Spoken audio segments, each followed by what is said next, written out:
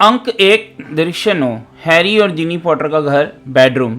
Harry अचानक जाग जाता है, रात में गहरी सांसें लेता है और वह एक पल इंतजार करता है, खुद को शांत करता है और फिर उसे अपने माथे में गहरा दर्द महसूस होता है अपने निशान में, और उसके चारों तरफ काला जादू हिलोरे मारता है।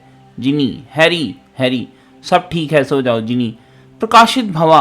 उसकी छड़ी से निकली रोशनी कमरे में भर जाती है। हैरी उसकी तरफ देखता है। बुरा सपना। हैरी, हाँ। जिनी, किस बारे में? हैरी, डर्सली परिवार। देखो, यह शुरू तो वहीं हुआ था लेकिन बाद में कुछ और बन गया।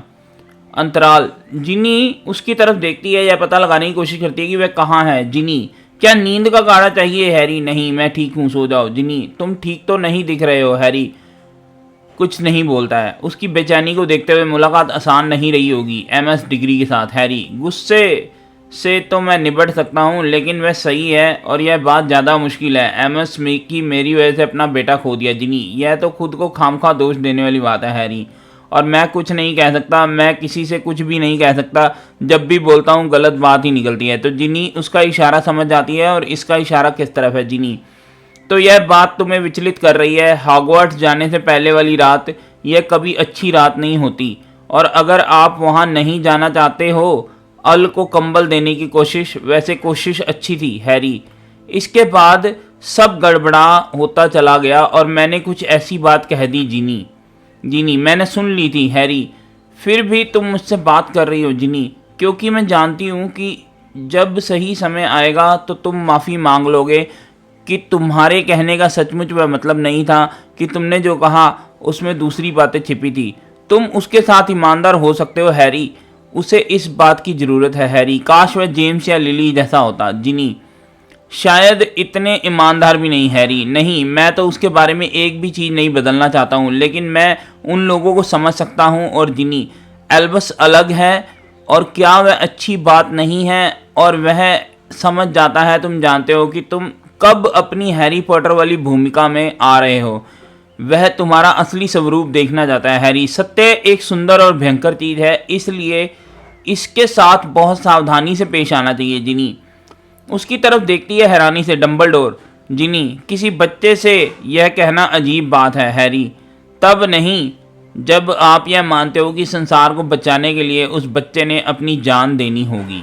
हैरी एक बार फिर हाँफता है और फिर सब करता है जो वह अपना माथा ना छूने के लिए कर सकता था। जिनी, हैरी, क्या गड़बड़ है? हैरी, ठीक हूँ मैं तुम्हारी बात सुन रहा हूँ, मैं कोशिश करूँगा। जिनी, क्या तुम्हारे निशान में दर्द हो रही है? हैरी, नहीं नहीं, मैं ठीक हूँ, अब अंधेरा करो और थोड़ा सो लेते हैं। जिनी, हैरी, तुम्हारा निशान कब से नहीं दुखा था? हैरी जिनी की ओर मुड़ता है और उसका चेहरा सब कुछ कह देता है। हैरी, 22 साल से। एल्बस व्यस्त ट्रेन के बगल में तेजी से चलता है। उसने अपना सिर नीचे झुका रखा है, लोगों के ध्यान से बचने की कोशिश कर रहा है। रोज। एल्बस, मैं तुम्हें ही ढूंढ रही थी। एल्बस, मुझे क्यों? रोज अनिश्चय में है और वह अपनी बात कैसे कहे? रोज।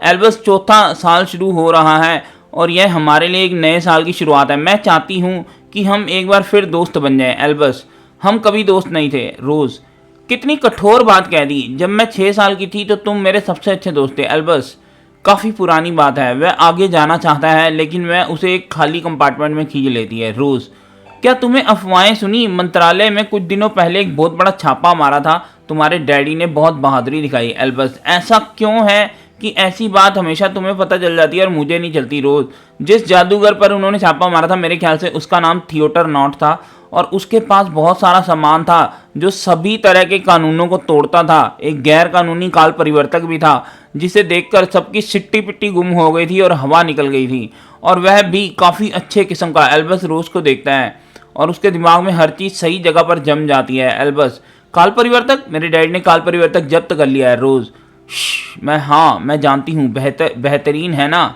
एल्बस, पक्का। रोज, बिल्कुल पक्का। एल्बस, अब मुझे स्कॉर्पियस को ढूंढना होगा। वह ट्रेन में चलता है और रोज पीछे पीछे जाती है और वह अपनी बात कहने पर आमादा है। रोज। एल्बस निर्णायक रूप से मुड़ जाता है। एल्बस, तुमसे किसने कहा था कि मैं तुमसे बात करूंगा? रोज कूदते हुए, ठीक है, शायद तुम्हारी मम्मी ने मेरे डैडी को उल्लू भेजा होगा, लेकिन सिर्फ इसलिए क्योंकि उन्हें तुम्हारी चिंता है और मैं बस सोचती हूँ एल्बस, मुझे अकेला छोड़ दो रोज। स्कॉर्पियस हमेशा वाले कंपार्टमेंट में बैठा है। एल्बस पहले दाखिल होता है और रोज अब भी उसका पीछा कर रही है। स्कॉर्पियस, एल्बस, ओह हेलो रोज, तुम्हारे पास से कुछ ऐसी चीज की खुशबू आ रही है। रोज, मेरे पास से किस चीज की खुशबू आ रही है? स्कॉर्पियस, नहीं मेरा मतलब था अच्छी खुशबू, तुम्हारे पास से ताजे फूलों और ताजी ब्रेड की मिली जुली खुशबू आ रही है। रोज, एल्बस मैं यहाँ हूँ ठीक है, अगर तुम्हें मेरी ज़रूरत हो। स्कॉर्पियस हताशा में सफाई देते हुए, मेरा मतलब है अच्छी ब्रेड। ब्रेड में क्या गड़बड़ है? रोज दूर जाती है और अपना सिर हिलाती है। रोज, ब्रेड में क्या गड़बड़ है? एल्बस, मैं तुम्हें हर जगह ढूंढ रहा था स्कॉर्पियस, और अब तुमने मुझे ढूंढ लिया है। वाह, जैसे मैं छुपा हुआ था। तुम तो जानते ही हो कि मैं जल्दी क्यों आना चाहता हूँ, लोगों के घूरने से बचने के लिए, उनके तानों से बचने के लिए, इसलिए ताकि वे मेरे संदूक पर वोल्डेमॉर्ट का बेटा ना लिख दें। और यह कभी ख़त्म नहीं होता। यह सचमुच मुझे पसंद करती है क्या? सचमुच? एल्बस अपने मित्र को गले लगा लेता है जोर से और वह एक पल के लिए गले मिलते हैं। स्कॉर्पियस इस बात से हैरान रह जाता है। ठीक है, हेलो, क्या हम पहले गले मिले हैं? क्या हम गले मिलते हैं? दोनों लड़के अजीब तरीके से अलग होते हैं। एल्बस, बस जिस 24 घंटे गुजरे हैं। स्कॉर्पियस, उनमें क्या हुआ? एल्बस, पूरी बात बाद में बताऊंगा, हमें इस ट्रेन से उतरना है। दूर से सीटी की आवाज़ आती है, ट्रेन चलने लगती है। स्कॉर्पियस, बहुत देर हो गई, ट्रेन चलने लगी है। हॉगवार्ट्स, ओहो। एल्बस, तो फिर हमने चलती ट्रेन से उतरना होगा। ट्रॉली वाली जादूगरनी, ट्रॉली से कुछ चाहिए प्यारे बच्चों? एल्बस एक खिड़की खोलता है और बाहर निकलने को होता है। स्कॉर्पियस, चलने वाली जादुई ट्रेन, ट्रॉली वाली जादूगरनी, कद्दू की कचौड़ी, कहाड़ी केक। स्कॉर्पियस, एल्बस, सीवियस पॉटर, अपनी आंखों से यह अजीब भाव हटा लो। एल्बस, पहला सवाल, त्रिकोणीय जादूगरी टूर्नामेंट के बारे में तुम क्या जानते हो? Scorpius, quiz. 3 स्कूल 3 चैंपियन चुनते हैं और जो कप जीतने के लिए तीनों कामों में प्रतिस्पर्धा करते हैं। इसका किसी चीज़ से क्या लेना देना? एल्बस, दरअसल तुम बड़े रट्टू तोते हो, क्या तुम यह बात जानते हो? स्कॉर्पियस, हाँ हुई। एल्बस, दूसरा सवाल, त्रिकोणीय जादूगरनी टूर्नामेंट 20 साल में ज़्यादा समय से क्यों नहीं हुआ? स्कॉर्पियस, पिछले टूर्नामेंट में आखिरी प्रतिस्पर्धा में तुम्हारे डैडी और सेड्रिक डिग्री नाम का एक लड़का शामिल था और उन्होंने मिलकर जीतने का फैसला किया था, लेकिन कप आवागमन कुंजी थी और उसने उन्हें वोल्डेमॉर्ट के पास पहुंचा दिया था। सेड्रिक मारा गया और उसके तुरंत बाद ही टूर्नामेंट रद्द कर दिया गया। एल्बस, बढ़िया। तीसरा सवाल, क्या सेड्रिक का मरना जरूरी था? आसान सवाल, आसान जवाब, नहीं। वोल्डेमॉर्ट ने जो शब्द कहे थे वह थे, दूसरे लड़के को मार डालो। दूसरा, वह सिर्फ इसलिए मरा क्योंकि वह मेरे डैडी के साथ था और मेरे डैडी उसे नहीं बचा पाए। हम बचा सकते थे। एक गलती हुई कि हम इसे ठीक करने जा रहे हैं। हम काल परिवर्तक का इस्तेमाल करने जा रहे हैं और हम उसे वापस जिंदा करने जा रहे हैं। स्कॉर्पियस, एल्बस, स्पष्ट कानों से, मैं काल परिवर्तक को पसंद नहीं करता। एल्बस, जब एमएस डिग्री ने मेरे डैडी से काल परिवर्तक के बारे में कुछ पूछा था तो उन्होंने सरासर इनकार करते हुए कहा था कि यह उनके पास नहीं था। उन्होंने उस बूढ़े आदमी से झूठ बोला जो बस अपना बेटा वापस चाहता था, तो जो बस अपने बेटे से प्रेम करता था, और उन्होंने ऐसा इसलिए कहा क्योंकि उन्हें परवाह नहीं थी, क्योंकि उन्हें किसी भी बात की परवाह नहीं। हर कोई डैडी की वीरतापूर्वक कामों की बात करता है, लेकिन उन्होंने कुछ गलतियां भी की हैं, दरअसल कुछ बड़ी गलतियां। मैं उनमें से एक गलती सुधारना चाहता हूँ। मैं चाहता हूँ कि हम सेड्रिक को बचा लें। स्कॉर्पियस, लगता है जिस चीज़ ने तुम्हारे दिमाग को जोड़ रखा था वह हट गई है। एल्बस, मैं यह काम करने जा रहा हूँ। स्कॉर्पियस, मुझे यह करना ही होगा और मेरी ही तरफ तुम भी जानते हो कि अगर तुम मेरे साथ नहीं चलते तो मैं सब गड़बड़ कर दूंगा।